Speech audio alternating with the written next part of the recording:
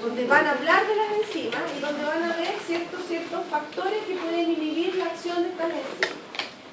Entonces yo voy a ir, en la medida que vayamos avanzando, les voy a ir focalizando también un poco en relación a la actividad práctica.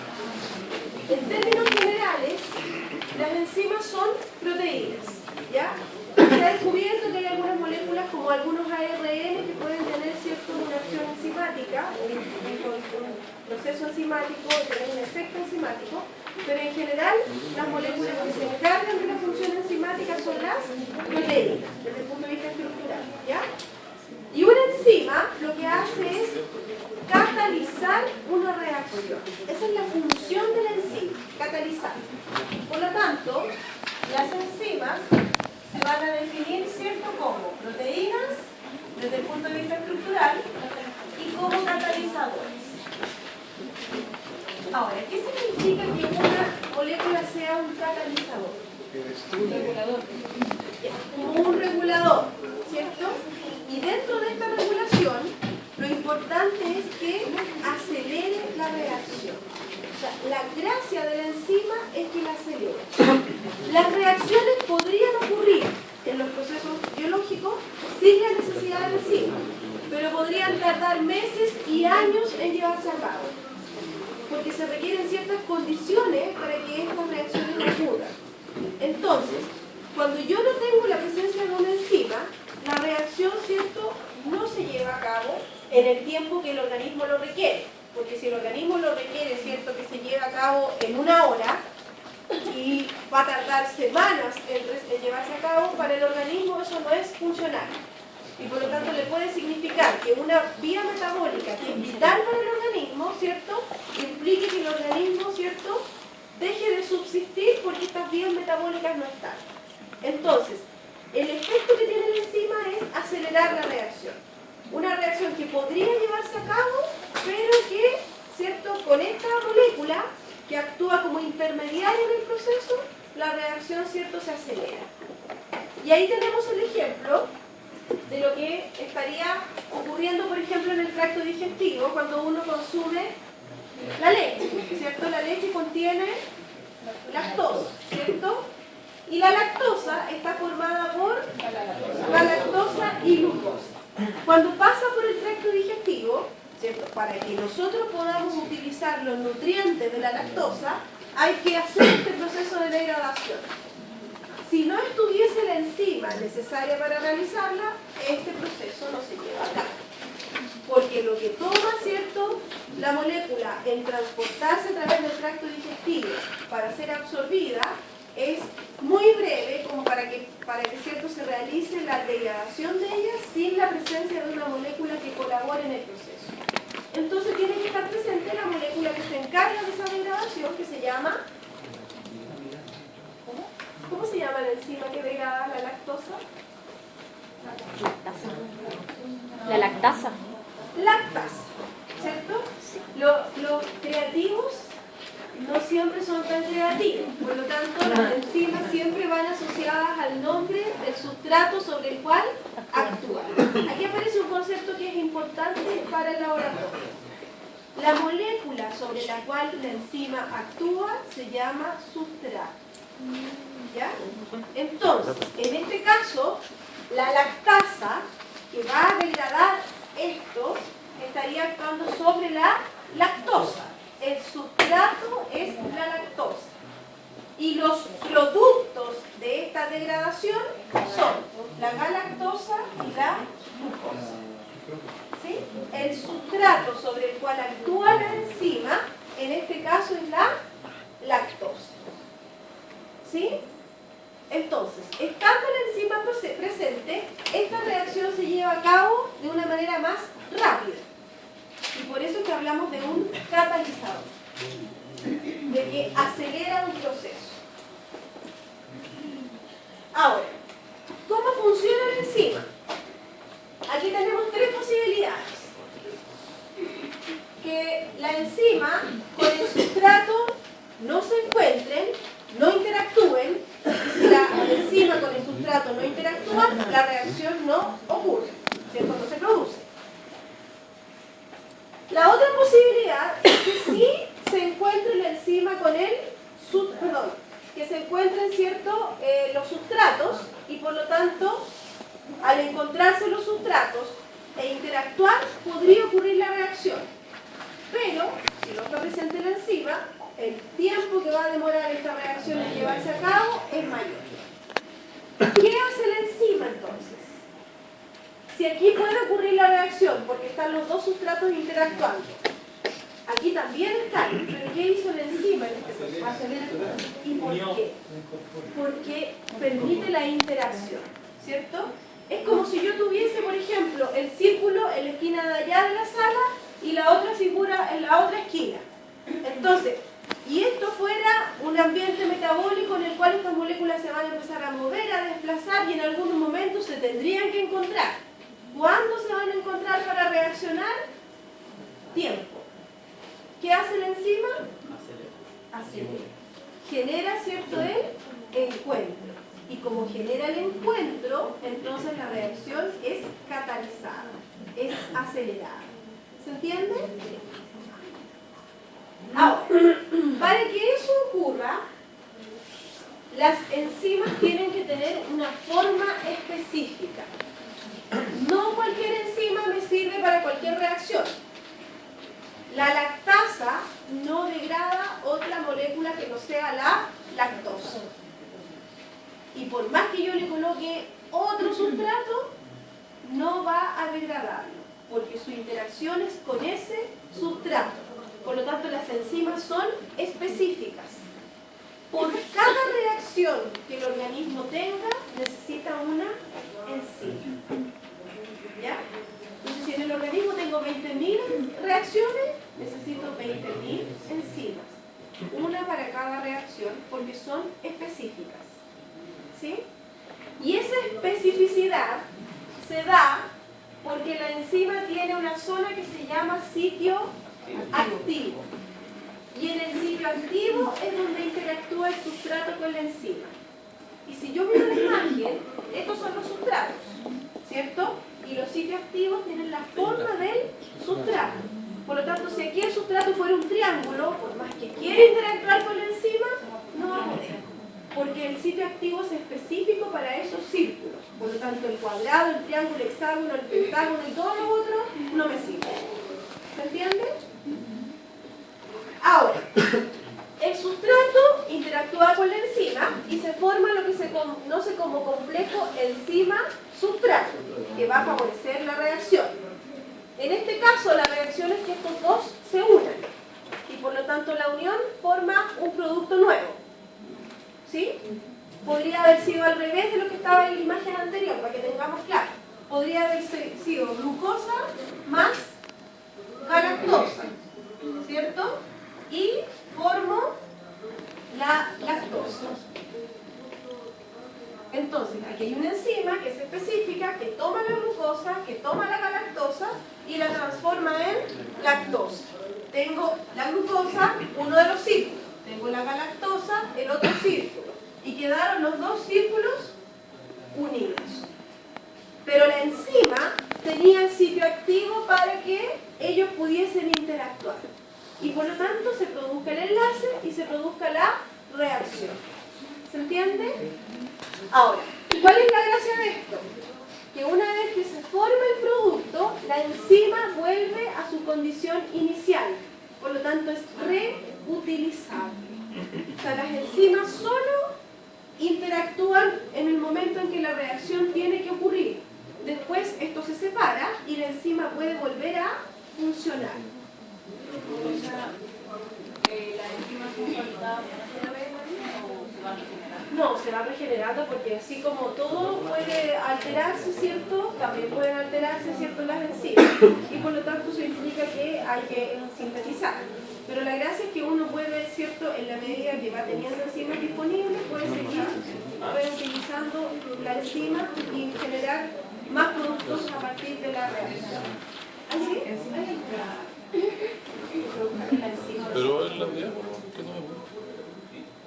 ¿Como alguna molécula? Claro, no, alguna enfermedad, un proceso de eliminación de enzimas, sí. Pueden ser factores genéticos o pueden ser ciertos factores inmunitarios o alguna sustancia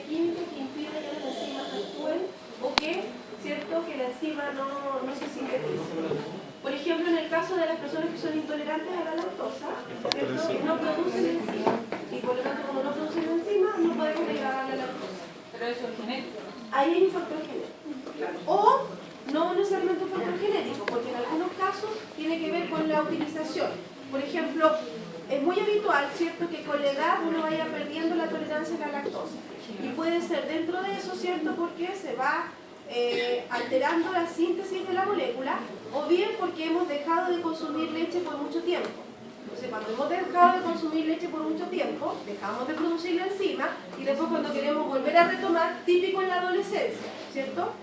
Bueno, no vamos a entrar en discusión si la leche es beneficiosa o no, porque hoy día hay dos corrientes súper grandes, si me sirve o no me sirve la leche. No voy a entrar en esa discusión.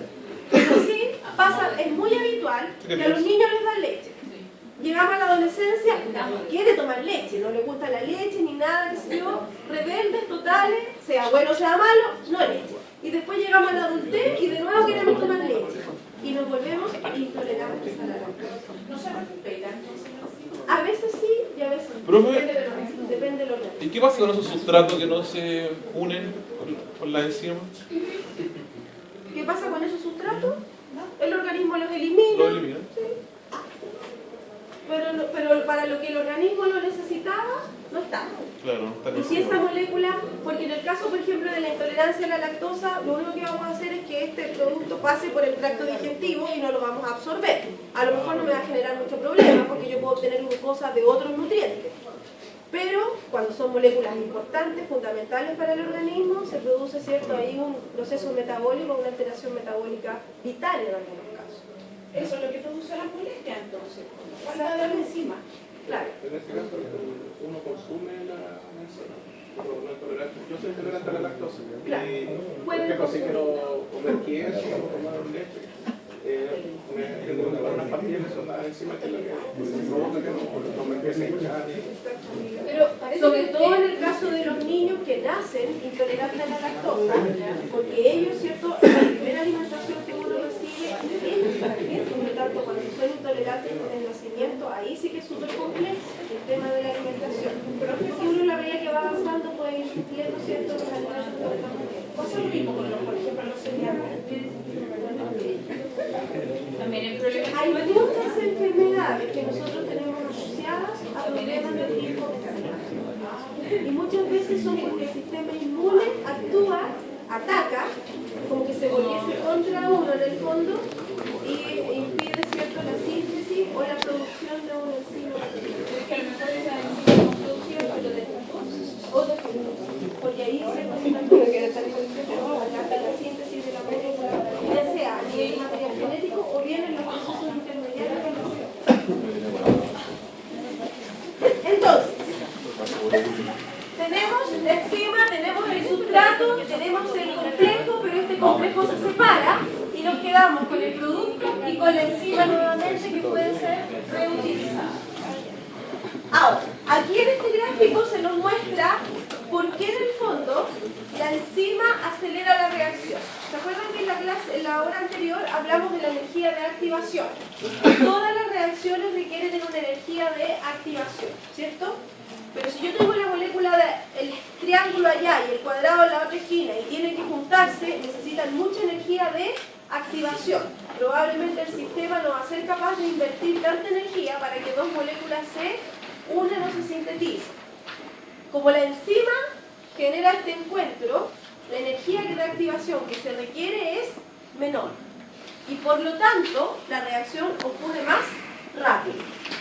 Entonces, en esta gráfica se nos muestra una reacción con enzima y una reacción sin enzima. Si yo miro, este es el sustrato, el reactante, ¿cierto? Y este es el producto. Desde el punto de vista energético, esta es una reacción que va de un nivel energético alto a un nivel energético bajo. Y lo que está sobre esto corresponde a la energía de activación. Esto es lo que yo necesito para que ocurra la reacción sin enzima. Y esto es lo que yo necesito para que ocurra la reacción con enzima. Mi energía de activación es menor, por lo tanto la reacción va a llevar a cabo mucho más rápido. Si no tengo la enzima, la cantidad de energía que hay que invertir y el tiempo que demora la reacción en ocurrir es mucho mayor y por lo tanto lo más probable es que esta reacción no se lleve a cabo. Entonces, las enzimas disminuyen la energía de activación y como disminuyen la energía de activación, la reacción ocurre más rápido. ¿Se entiende? Sí.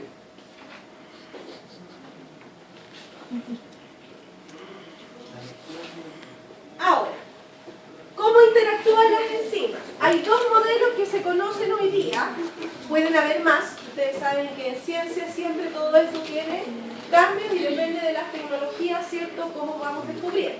Hoy día hay dos modelos que se conocen, que son los más estudiados, y uno de ellos es el modelo llave-cerradura y el otro se llama ajuste inducido. ¿Cuál es la clave del de llave-cerradura? Igual como funciona la llave con la cerradura. La cerradura es específica para una llave, ¿cierto? Si por alguna razón el cerrajero se equivoca y le hace una puntita más o un cachito más, ¿cierto?, no puede funcionar. Algunas veces ni siquiera ingresa la cerradura y otras veces simplemente no sirve, no funciona. En el complejo llave-cerradura, lo que tenemos es un ajuste específico. Tengo un sitio activo de la enzima que es específico para la forma del sustrato. Por lo tanto, ningún otro sustrato podría aquí interactuar, porque calzan perfectamente entre ellos. Por eso se llama modelo llave-cerradura. Pero también tengo la posibilidad de que la enzima tenga un sitio activo que es diferente a la forma del sustrato. Sin embargo, esta enzima se puede acomodar al sustrato, se puede ajustar al sustrato. Para eso hay moléculas que ayudan en ese proceso, y ya las vamos a ver. Y cuando una enzima se ajusta al sustrato, se ajusta para interactuar también de la manera específica. Pero ese ajuste va en el sitio activo.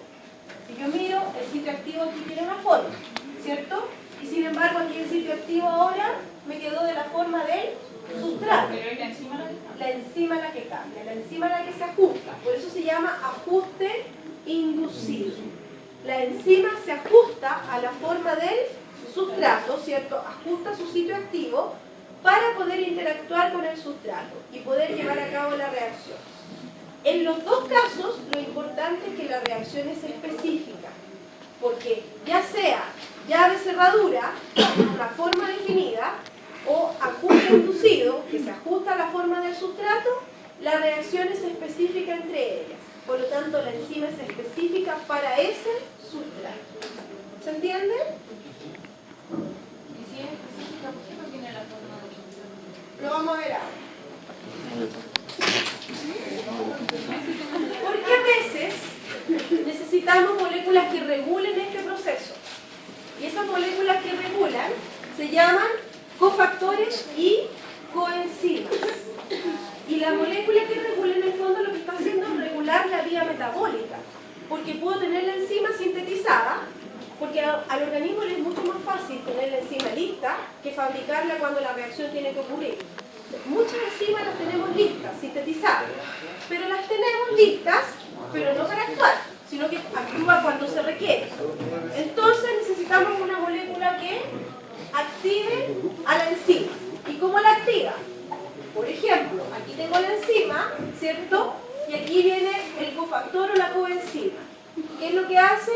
Se instala o interactúa con la enzima para permitir que el sustrato encaje específicamente.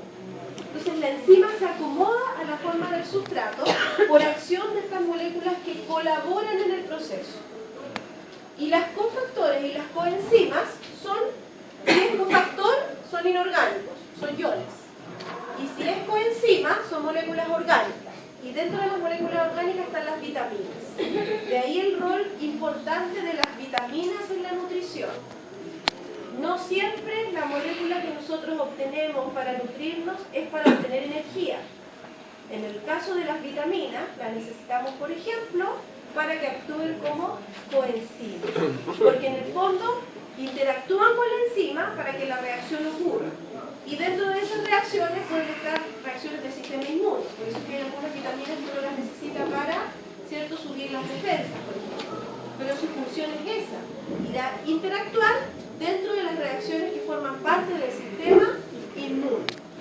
Entonces, se unen a la enzima, hacen que la enzima, ¿cierto?, se acomode, se ajuste al sustrato para que la reacción pueda ocurrir. ¿Se entiende? Perfecto.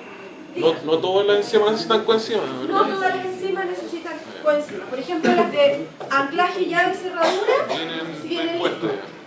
pero las que son, por ejemplo, de ajuste inducido, muchas veces, ¿cierto?, los cofactores y las coenzimas son las que hacen que este ajuste se pueda llevar a cabo. ¿Sí? No siempre, porque a veces hay otras moléculas que pueden interactuar.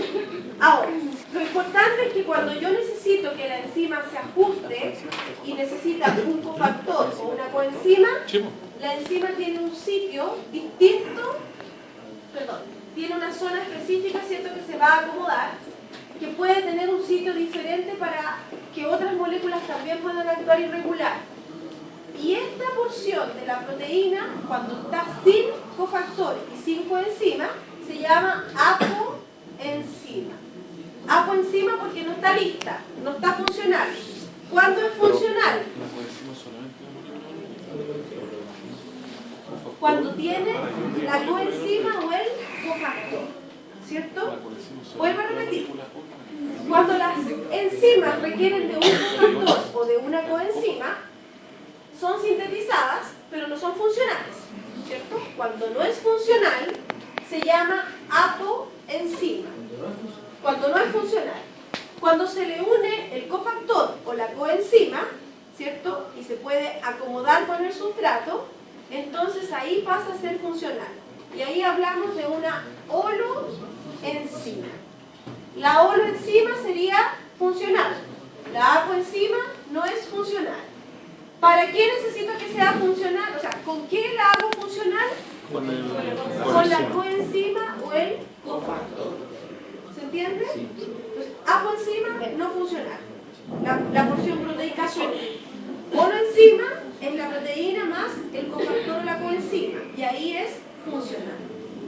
Son mecanismos de regulación que tiene el organismo. Siempre el organismo va a estar regulando de una u otra manera los procesos metabólicos. Y una forma de regular es con las coenzimas y los cofactores. ¿Sí?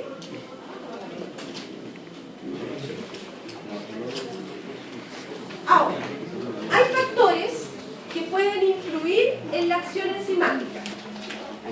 Factores que pueden influir en la acción enzimática. Y esos factores pueden ser factores incluso del medio en el cual se encuentra la enzima. Y en este caso, la temperatura y el pH son factores fundamentales para el funcionamiento de las enzimas. Todas las enzimas funcionan a una temperatura y a un pH óptimo. Y esa temperatura y ese pH óptimo se ve representado en la gráfica cuando tenemos la máxima actividad. O sea, en este caso, por ejemplo, esta enzima que se llama tripsina tiene un pH cercano a 8. Ese es su pH óptimo. En cambio, esta que se llama pepsina, que está en el estómago, tiene un pH cercano a 2. Ese es su pH óptimo, ácido. Entonces, cada enzima tiene un pH óptimo para funcionar. Si yo saco a la enzima de ese pH óptimo, si le cambio el pH, la enzima deja de ser funcional. Pierde su funcionalidad. ¿Sí? Y lo mismo va a pasar con la temperatura. Yo tengo temperaturas que son óptimas para que las enzimas funcionen. En el caso nuestro, ¿cierto?, la temperatura óptima, en promedio son los 37 grados, ¿cierto? Por lo tanto, si yo tengo 37 grados de temperatura, tengo el pH, la temperatura óptima. Pero si, por ejemplo, aumenta la temperatura y una persona llega a 40, 41, 42 grados, estoy sacándola de la temperatura óptima. Por lo tanto, al sacarla de la temperatura óptima, la funcionalidad de la enzima va a bajar, va a disminuir. Exactamente. Entonces, para que una enzima sea funcional, yo tengo que tenerla en una temperatura óptima y en un pH óptimo, que va a ser variable dependiendo de la enzima, ¿cierto? Y dependiendo de la especie. Porque la temperatura que para nosotros es óptima, para otras especies puede ser otra temperatura. Por lo tanto, ahí las temperaturas, ¿cierto?, van a ser dependiendo de la especie. Y en el caso del pH, también depende de la enzima. porque el pH de la pepsina que está en el estómago es distinto a la tripsina que está en el intestino delgado. Tienen pHs diferentes para funcionar. Ellos tienen que estar como, no quiero ser explicarlo, pero los dos tienen que estar en paralelo. Tienen que estar en homeostasis. O sea, en el estómago yo tengo que tener el pH 2 para que la enzima funcione.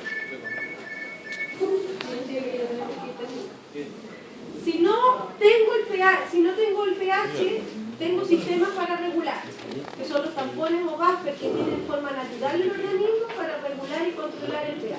Porque si no, esa enzima deja de ser funcional. ¿Ya? Y solo me falta llegar a esto, porque esa imagen la vamos a dejar para la próxima clase. ¿Ya? Pero esto sí, porque esto es hoy día en el laboratorio. Ustedes hoy día van a aplicar sustancias de tipo inhibitores en su práctica. Por lo tanto, eso significa que hay inhibidores que pueden impedir la acción de una enzima. Y dependiendo de qué tipo de inhibidor sea, la inhibición puede ser no competitiva o competitiva.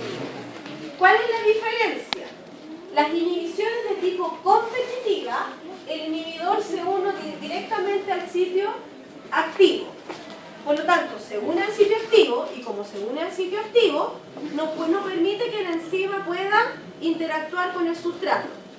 Para que eso ocurra, el inhibidor tiene que tener una estructura molecular muy similar al sustrato. Tiene que ser parecido, porque es la única forma que pueda interactuar en el sitio activo. Entonces, esos son los inhibidores de tipo competitivos. ¿Ya? Como algunos venenos.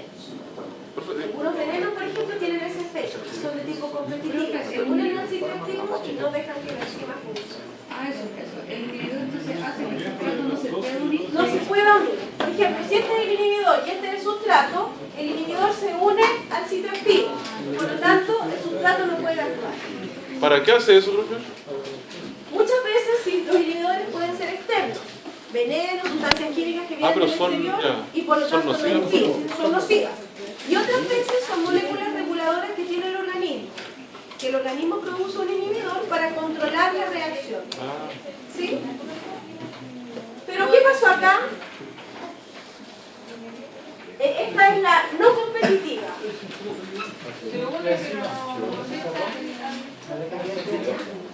El inhibidor se une a la enzima, pero se une en otro sitio. Se llama sitio alostérico. Alostérico. Entonces, al unirse al sitio alostérico, el sitio activo cambia de forma. Y como cambia de forma, no se puede unir el sustrato. No se puede unir. Son inhibidores. Impiden que la reacción ocurra. ¿Sí? Hoy día ustedes van a trabajar con un inhibidor. ¿Ya? La idea es que... Profe, ¿cómo se llama el la idea es que sitio? ustedes vean, ¿cierto? Y van a llegar a determinar si es competitivo o no competitivo. El succinato,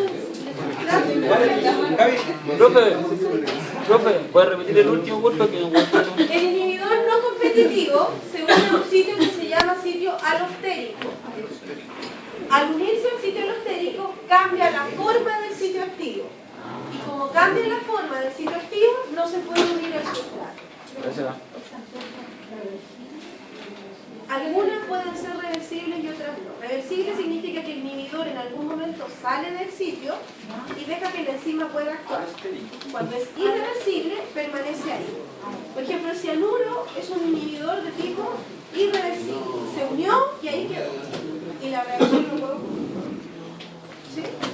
Pero hay inhibidores que son reguladores. Y cuando son reguladores, el inhibidor tiene que actuar solo por un tiempo. Por lo tanto, después se libera y la reacción es de tipo reversible. ¿Estamos? Ya, chicos.